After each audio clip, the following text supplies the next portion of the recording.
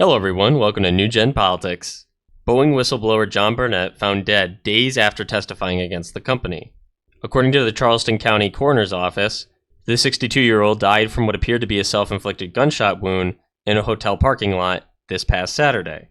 Barnett was cross-examined by Boeing's lawyers and his own attorney days before he died. The court planned for Barnett to answer more questions on Saturday, but he did not appear as planned. Then he was later found dead in his truck, which was parked in a hotel parking garage.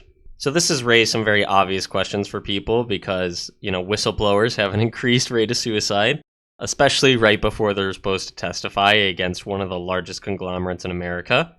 So who is this guy and why is this relevant? Well, Barnett was employed at Boeing for 32 years, and he worked as a quality control engineer for the company. He retired in 2017. In 2019, Barnett told the BBC that Boeing would rush to get its 787 Dreamliner jets off the production line, compromising safety. He alleged the emergency oxygen systems that were made for the 787 Dreamliners had a failure rate of 25%, so this means that a quarter of those 787 Dreamliners had the potential to rapidly lose oxygen if the cabins were suddenly decompressed, suffocating passengers. A quarter, think about that. 1/4 failure rate. Barnett said he had encountered these issues when he began working at Boeing's North Charleston plant in 2010. He reportedly raised his concerns to managers, but they didn't seem to take any action. He also alleged that under-pressure workers had deliberately fitted substandard parts to aircraft on production line. He said that workers had failed to follow procedures intended to track components through the factory, allowing defective components to go missing. He said in some cases, substandard parts had even been removed from scrap bins and fitted to planes that were being built to prevent delays on the production line. The Federal Aviation Administration reviewed Boeing in 2017 and ordered the company to take action, which corroborated some of Barnett's allegations. And this past January, Barnett told TMZ he was concerned that Boeing was returning its 737 MAX 9 jets to the sky too quickly after the incident in which an Alaskan Airlines jet door panel blew off mid-flight. So Boeing said the company is saddened by Barnett's death, saying, quote, "We are saddened by Mr. Barnett's passing. Our thoughts are with his family and friends."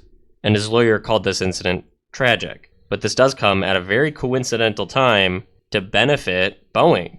Right now, production standards at both Boeing and its key supplier Spirit AeroSystems are under intense scrutiny. I mean, everybody heard about that incident with the Alaskan Airlines door being flown off. And apparently, the preliminary report from the U.S. National Transportation Safety Board suggested that 4 bolts designed to hold the door securely in place were not fitted. And last week, because of this, the FAA said a 6-week audit of the company had found, quote, multiple incidents where the company allegedly failed to comply with manufacturing quality control requirements. So something's going wrong at Boeing, where there's incredibly shoddy parts being manufactured, put in place, not checked, not repaired. And this is incredibly dangerous, right? Airplanes are one of the most dangerous things if things go wrong. Now, typically, because of all the safety procedures we have, there shouldn't be that big an issue. But the airline industry as a whole is collapsing in on itself because we're not caring about safety anymore. We're caring about maximizing profits to an unsafe degree, and we're caring about diversity over anything. So this is an example of the maximization of profits, but you also have the forced diversification of pilots and air traffic controllers, which has caused several incidents. To me, it seems like just a matter of time. When you're hiring people based on diversity instead of fundamental ability for jobs that require the safety of hundreds of people, you're going to run into problems. And it's not just the pilots and their traffic controllers. You also have all the people manufacturing the equipment, all the people maintaining the equipment. And so something's wrong with the hiring process or the oversight or with the leadership of Boeing that allows things like this to happen, where parts are just not installed, not looked after. You just don't install 4 bolts so a door flies off mid-flight. This is insanity. And so this guy comes out as a whistleblower, worked there for 32 years, right in the department that matters to this topic, the quality control department, and says they're not following regulations. He testifies, gets cross-examined, supposed to come back again for more questioning. The story's breaking, the FAA is looking into all of this. Boeing's under intense scrutiny. This guy's finally being vindicated for a lot of the things he's said over the past 5 years. And then he just decides to kill himself on the day he was supposed to go in for more questioning. Something I'm sure he was looking very much forward to get out his side of the story. to talk about these things he's been going on about for years, to have an actual audience and a stage to truly explain the danger people are facing now in the airline industry. So I don't know, to me raises a little bit of an eyebrow. It seems that way to a lot of people. A very, very coincidental tragedy happening last minute on the same day he was supposed to testify. But I think he laid enough groundwork for real investigations, real questionings. He's pried open the doors, no pun intended, on bringing a lot of this stuff to light. And so he's done this certain level of heroic action, and we should respect him for that. So his testimony alone and the fact that it seems to be corroborated by other people and departments who've done investigations and audits seems to indicate that the airline industry is getting more dangerous. America has neglected its safety of its citizens by reducing oversight, maximizing diversity where unnecessary and in fact dangerous, and not constantly checking in on these companies, going after them, making speedy progress when a lot of these reports and allegations come out. That's what's necessary to really get the ball rolling and make sure defective parts aren't still going out, that defective planes aren't still being used. Because while an investigation is undergoing, you can have dozens of planes functionally unsafe flying around, not being maintained.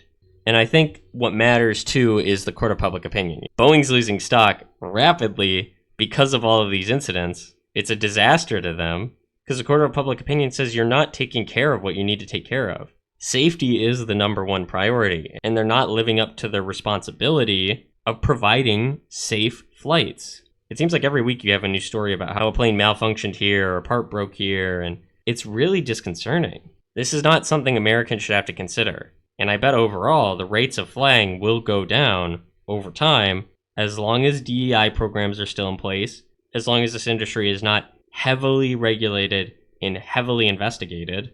And as we know, institutions like these, it's really hard to regain trust, especially when it comes to safety. Safety is so hard to regain. Because I'm not putting my trust in you that my Coca-Cola will taste good again or that my McDonald's burger won't be cold this time. This is, am I going to fall out of the sky and explode if you got this wrong? The risk to flying is so high when companies are not doing everything in their power to make sure that risk is minimized to the maximal degree. And they're not doing that. They're clearly not doing that because profit maximization is more important than anything. More important than any sense of morality, more important than the lives of customers, more important than anything. The corporate greed is strangling this industry, and its failures have gone on for too long. So what do you think? Do you think this guy was telling the truth? Do you think the circumstances around his death raise a couple eyebrows? Have you considered flying less because of all these recent incidents? Let me know all that down in the comments below, and as always, don't forget to like, share, and subscribe. Thank you for watching.